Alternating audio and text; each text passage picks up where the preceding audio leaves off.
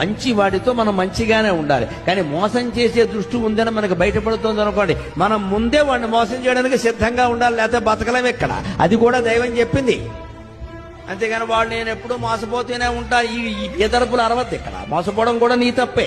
వాడు మోసం చేస్తున్నాడని తెలుసు. అక్కడ మోసం చేయడానికి కూడా ఆలోచించకూడదు, మన మోసం చేస్తున్నాడు వాడు. అందుకని వాడు మోసాన్ని మోసంతోనే జయించాలి. కలియుగంలో అదే నియమం. అది తెలివి అంటారు దాన్ని. ఆ మాత్రం తెలివి లేకుండా, లౌక్యం లేకుండా అమాయకుల్లా బతకూడదు. అదేమి గొప్పతనం కాదు, అది భక్తి కాదు. అది మంచివాడిని మంచిగానే చూడు, చెడ్డవాడిని చెడ్డగానే చూడు. దూరంగా పెట్టి, కనీసం కొట్టకాల తిట్టకాల దూరం పెట్టే.